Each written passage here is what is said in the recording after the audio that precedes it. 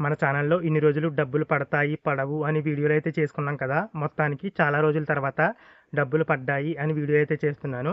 మే 16వ తేదీన అధికారులొచ్చేసి విద్యా దీవెనకి సంబంధించి ఫస్ట్ ఇన్‌స్టాల్‌మెంట్ అమౌంట్ అయితే రిలీజ్ చేశారు. అలా రిలీజ్ చేసిన తర్వాత మాక్సిమం విద్యార్థులకి అంటే కొంతమందికి ఇంకా విద్యా దీవెన డబ్బులనేవి పడకుండా ఉండొచ్చు.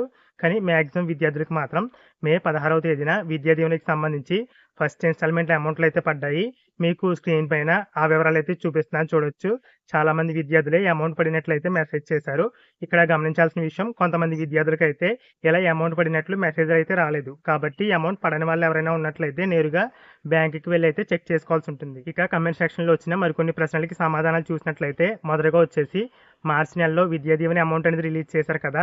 మళ్ళీ మే నెలలో అమౌంట్ అనేది రిలీజ్ చేశారా అని అయితే అడుగుతున్నారు. అలా అయితే కాదు.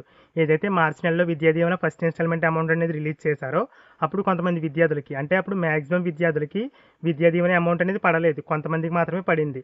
అలా రిలీజ్ చేయగా ఎవరికైతే ఈ అమౌంట్ పడకుండా ఉన్నారో అంటే మార్చి నెలలో అమౌంట్ రిలీజ్ చేసిన తర్వాత ఎవరికైతే ఈ అమౌంట్ పడలేదో వారందరికీ కూడా మే 16వ తేదీన అయితే అమౌంట్ అయితే పడింది. అంతేగాని మళ్ళీ కొత్తగా మే 16వ తేదీన ఎలాంటి విద్యా దీవెన అమౌంట్ అనేది రిలీజ్ చేయలేదు. ఇక ఎస్సీ విద్యార్థులు ఎవరైతే ఉన్నారో వారికి కూడా ఈ విద్యా దీవెన అమౌంట్లు అనేవి పడుతున్నాయని అయితే అడుగుతున్నారు. ఇక్కడ క్యాస్ట్ అనేది మెన్షన్ చేస్తున్నానని కాదు కానీ చాలామంది ఎస్సీ విద్యార్థులు కన్‌ఫ్యూజ్ అయితే అవుతున్నారు.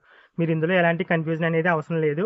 ఎందుకంటే మిగతా విద్యార్థులతో పాటే మీకు కూడా ఈ అమౌంట్లు అనేవి పడుతున్నాయి. ఇక్కడ గమనించాల్సిన విషయం ఎస్సీ విద్యార్థులకొచ్చేసి అమౌంట్ వచ్చేసి స్టూడెంట్ అకౌంట్‌లో పడుతుంది. ఎస్సీ కాకుండా రిమైనింగ్ విద్యార్థులందరికీ కూడా అంటే రిమైనింగ్ క్యాస్ట్ విద్యార్థులందరికీ కూడా ఆ అమౌంట్ వచ్చేసి జాయింట్ అకౌంట్‌లో పడుతుంది.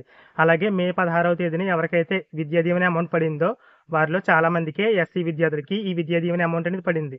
అంటే మీకు మార్చి నెలలో విద్యా దీవెన అమౌంట్ అనేది ఎస్సీ విద్యార్థి అయ్యుండి పడకపోతే మీకు కూడా మే 16వ తేదీన అమౌంట్లు అయితే పడుతున్నాయి. కాకపోతే మీకు 40% షేర్ వచ్చేసి ఒకేసారి అయితే క్రెడిట్ అవుతుంది. అది కూడా మీకు స్టూడెంట్ అకౌంట్‌లో అయితే పడుతుంది. ఇక ఫైనల్ ఇయర్ విద్యార్థులు ఎవరైతే ఉన్నారో వారికి ఫీజు రీయింబర్స్‌మెంట్ అమౌంట్ అనేది ఒకేసారి క్రెడిట్ అవుతుంది. అంటే మొత్తం ఒకేసారి క్రెడిట్ అవుతుందా?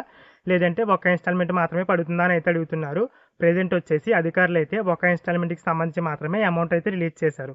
ఇంకా ఫైనల్ ఇయర్ విద్యార్థులకి 3 ఇన్‌స్టాల్‌మెంట్‌కి సంబంధించి అమౌంట్ అయితే రిలీజ్ చేయాలి. ఇక ఆ 3 ఇన్‌స్టాల్‌మెంట్‌ల అమౌంట్ ఎప్పుడు రిలీజ్ చేస్తారో చూసినట్లయితే నెక్స్ట్ ఇన్‌స్టాల్‌మెంట్‌లో అప్డేట్ అయితే ఇస్తారు. అంటే నెక్స్ట్ ఇన్‌స్టాల్‌మెంట్‌లో సెకండ్ ఇన్‌స్టాల్‌మెంట్ మాత్రమే రిలీజ్ చేస్తారా? లేదంటే ఫైనల్ ఇయర్ కాబట్టి మొత్తం ఫీజు రీయింబర్స్‌మెంట్ అమౌంట్ ఒకేసారి రిలీజ్ చేస్తారా అనేసి అధికారులు అయితే నెక్స్ట్ ఇన్‌స్టాల్‌మెంట్‌లో అనౌన్స్ చేయడం జరుగుతుంది.